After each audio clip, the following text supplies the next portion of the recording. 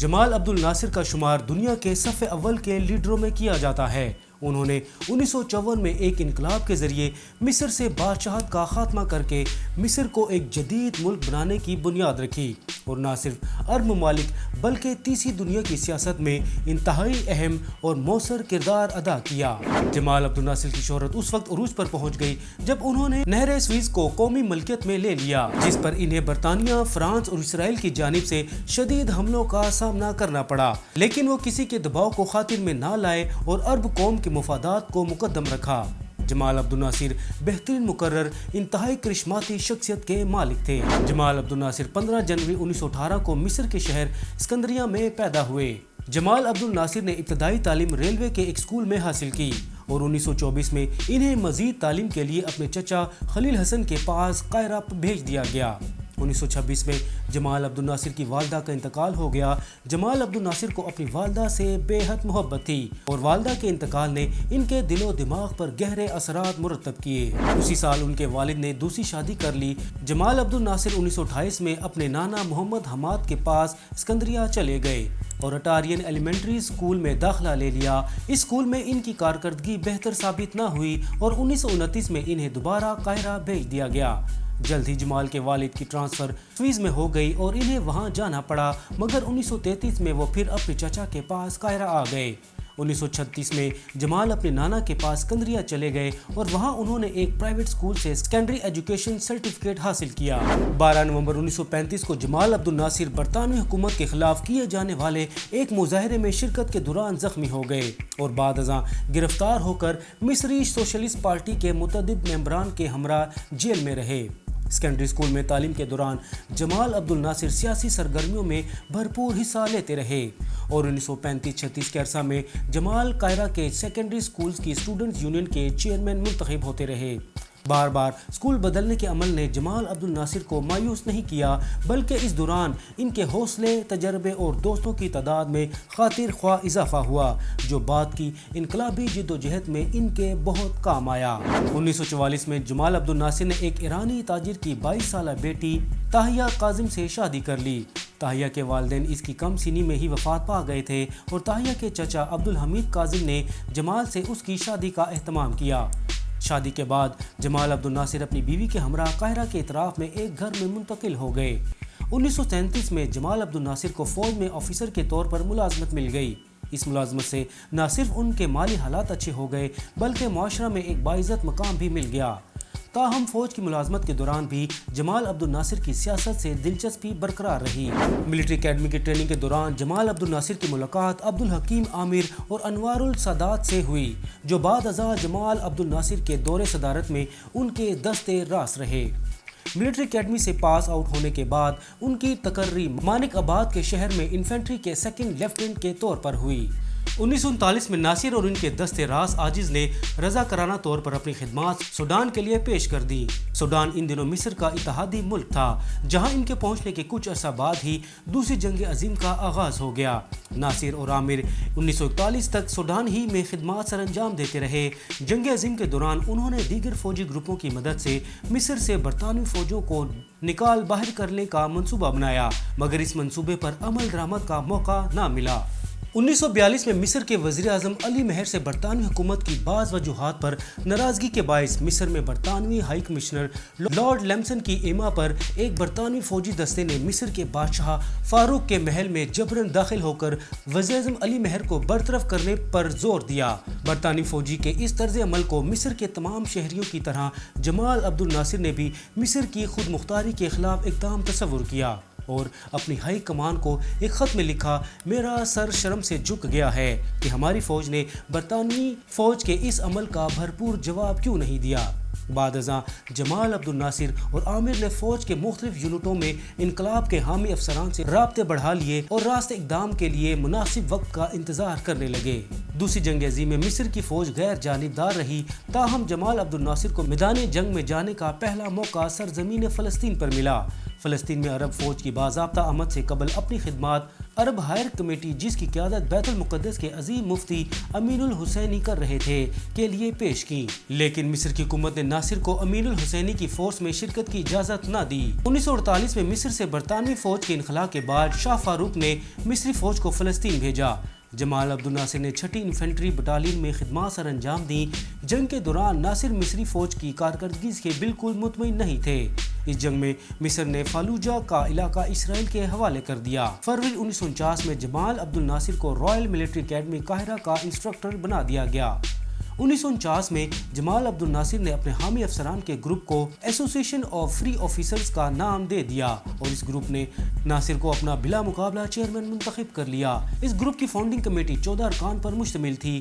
بعد ازاں اس میں دیگر سیاسی گروپوں سے مزید اہم افراد بھی شامل ہو گئے اور کمیٹی کے ممبران کی تعداد بڑھ کر 90 ہو گئی اور انہوں نے زیر زمین اپنی سرگرمیاں بڑھا دیں۔ 25 جنوری 1952 کو نہر سویز پر معمور برطانوی فوج کی اسماعیلیہ کی پولیس فورس سے شدید جھڑپ ہوئی، جس کے نتیجہ میں 40 مصری پولیس مین مارے گئے۔ اس واقعے کے رد عمل کے طور پر اگلے روز ہزاروں لوگ سڑکوں پر نکل آئے اور انہوں نے برطانوی فوج کے حامی سرکاری اہلکاروں اور سرکاری عمارتوں پر ہلہ بول دیا۔ اس شورش کے دوران 76 افراد لقمہ اجل بن گئے، جس میں 9 برطانوی باشندے بھی شامل تھے۔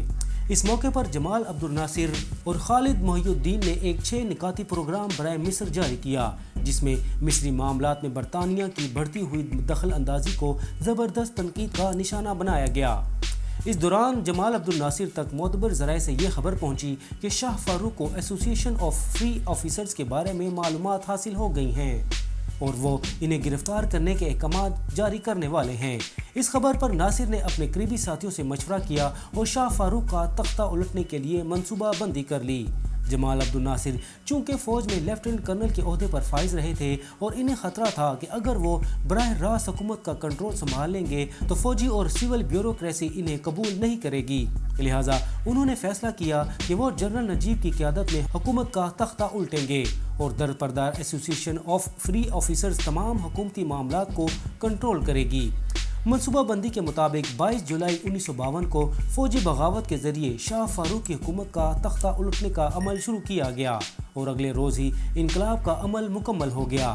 جنرل نجیب کو ملک کا صدر قرار دے دیا گیا اور شاہ فاروق کو بغیر نقصان پہنچائے ملک چھوڑ جانے کی اجازت دے دی گئی۔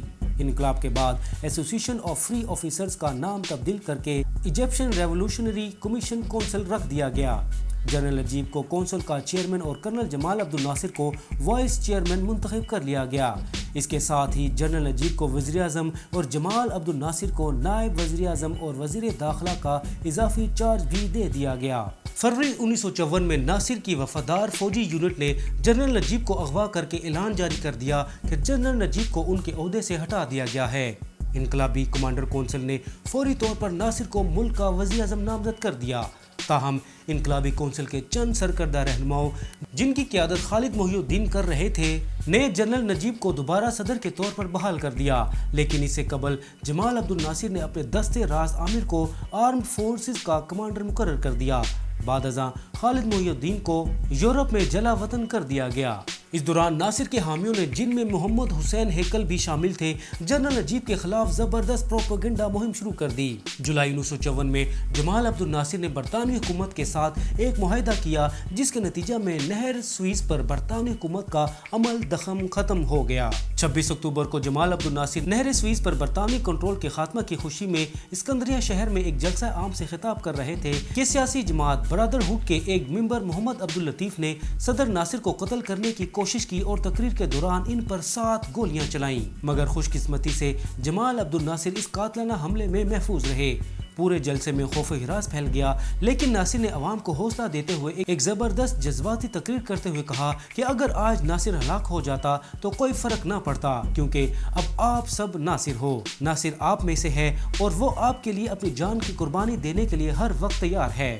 ناصر پر قاتلانہ حملے اور ان کی جذباتی تقریر نے ملک بھر میں ان کی عوامی مقبولیت میں بے حد اضافہ کر دیا اور ان کے مخالفین کے لیے عوام کے دلوں میں نفرت پیدا ہو گئی۔ जनवरी 1956 में सदर नासिर ने मिस्र को एक नया आइन दिया जिसमें सिंगल पार्टी सिस्टम मुतारिफ करवाया गया और मिस्र की वाहिद सियासी जमात के तौर पर नेशनल यूनिट का क़याम अमल में आया, जिसको ये इख्तियार दिया गया कि वो सदारती उम्मीदवार के तौर पर किसी एक शख्स का नाम तजवीज़ करेगी जो रेफरेंडम के ज़रिए अवाम की हिमायत हासिल करेगा। नेशनल यूनियन ने जमाल अब्दुल नासिर का नाम बतौर सदर तजवीज़ किया और जून 1956 में अवामी रेफरेंडम के ज़रिए नासिर सदर मुंतखब हो गए। जमाल अब्दुल नासिर अरब ममालिक के इत्तेहाद के बहुत बड़े दाई थे। 1957 में उन्होंने शाम के लीडरों से मुज़ाकरात करके मिस्र और शाम के अदगान का फार्मूला तय कर लिया और 1 फरवरी 1958 को शाम और मिस्र मदगम हो गए और यूनाइटेड अरब रिपब्लिक के नाम से एक नया मुल्क वजूद पजीर हुआ। जमाल अब्दुल नासिर इस रिपब्लिक के पहले सदर मुंतखब कर लिए गए। 28 सितंबर 1961 को शाम के दारुल हुकूमत दमिश्क में शामी फौजी यूनिटों ने यूनाइटेड अरब रिपब्लिक के खिलाफ अलम बगावत बुलंद कर दिया और शाम के एक आज़ाद मुल्क होने का ऐलान करते हुए सदर नासिर के नामजद करदा हुक्मरानों आमिर और सराज को मुल्क बदर कर दिया। जनवरी 1964 में सदर नासिर ने कायरा अरब लीग समिट कॉन्फ्रेंस मुनक्किद की, जिसका मकसद इसराइल की जारहियत के खिलाफ अरब ममालिक को मुत्तहिद करना था। सदर नासिर ने इस मौके पर तजवीज़ पेश की कि अरब ममालिक को यूनाइटेड अरब कमांडर कायम करनी चाहिए। 1964 के आखिर में सदर नासिर को एक गैर जानिबदार मुल्क की तंजीम का सदर मुंतखब कर लिया गया। इसी साल उन्होंने इस तंजीम की कॉन्फ्रेंस कायरा में मुनक्किद की। मार्च 1965 में सदर नासिर आम इंतखाबात में अगले 6 बरस के लिए मिस्र के सदर मुंतखब हो गए। इनके मुकाबला में कोई उम्मीदवार न था। 1966 में सदर नासिर को दिल का दौरा पड़ा मगर उनकी जान महफूज रही। अप्रैल 1967 में इसराइल ने शाम पर हमला कर दिया और शाम के 6 तैयारे मार गिराए। सदर नासिर ने शाम की मदद के लिए अपनी फौजें भेजी। जंग में अरबों को शिकस्त का सामना करना पड़ा और इसराइल ने अरबों के मुतअद्दिद इलाके कब्जा में ले लिए। 8 जून 1967 को सदर नासिर ने एक टेलीविज़न खिताब में अपनी कौम को बताया कि उनके मुल्क को इस जंग में शिकस्त हो गई है और साथ ही उन्होंने ओहदा सदारत से अपने इस्तीफे का ऐलान कर दिया। ये ऐलान सुनते ही हज़ारों लोग सड़कों पर निकल आए और उन्होंने सदर नासिर के इस्तीफे को नामंजूर कर दिया। नवंबर 1967 में अक़वाम मुत्तहिदा की करारदाद नंबर 242 के ज़रिए इसराइल की तरफ से जंग में कब्ज़ा किए हुए इलाकों की वापसी का ऐलान किया गया, जिस पर सदर नासिर ने इत्मीनान का इजहार किया। जुलाई 1968 में सदर नासिर ने इसराइल का जोर तोड़ने के लिए जिद्दोजहद शुरू कर दी। इसी साल मार्च में फ़लस्तीनी लीडर यासिर अराफात की क़यादत में अल-फताह के फ़दाइन ने इसराइल पर हमले शुरू कर दिए। इसराइल ने तमाम जंगी वसाइल इस्तेमाल करते हुए अरबों पर चढ़ाई कर दी, मगर सख्त मुज़ाहमत पर इसराइली फ़ौज को पसपाई इख्तियार करना पड़ी। इस जंग के फ़ौरन बाद सदर नासिर ने यासिर अराफात को काहिरा आने की दावत दी और इन्हें मिस्र की तरफ से हर किस्म की इमदाद फराहम करने का ऐलान किया। नवंबर 1969 में सदर नासिर ने फ़लस्तीनी क़यादत और लिबनानी फ़ौज के दरमियान एक मुआहदा करवा दिया, जिसके तहत फ़लस्तीनी जंगजू इसराइल पर हमला के लिए लेबनान की सरजमीन इस्तेमाल कर सकते थे। दिसंबर 1969 को सदर नासिर ने अनवारुल सादात और हुसैन अल-शानी को मिस्र का नायब सदर मुकर्रर कर दिया। जून 1970 में सदर नासिर ने उर्दन के शाह हुसैन के ताउन से रोजर्स प्लान कबूल कर लिया। 27 सितंबर 1970 को सदर नासिर ने अरब लीग के सरबराहों की हंगामी कॉन्फ्रेंस कायरा में तलब की, जिसका मकसद अरब कायदीन के दरमियान इख्तलाफात को ख़त्म करना था, लेकिन वो शाह हुसैन और यासिर अराफात के इख्तलाफात ख़त्म करवाने में कामयाब न हो सके। 28 सितंबर 1970 को सरबराही कॉन्फ्रेंस के अगले रोज़ कुवैत के अमीर सबाज दोइम के साथ चलते हुए जमाल अब्दुल नासिर को दिल का दौरा पड़ा, जिसके बाइस वो अपने खालिक के हकीकी से जा मिले। नाजरीन, ये थी जदीद सदर के बानी जमाल अब्दुल नासिर की दास्तान। उम्मीद है आपको ज़रूर पसंद आई होगी। कमेंट सेक्शन में अपनी राय का ज़रूर इजहार कीजिए।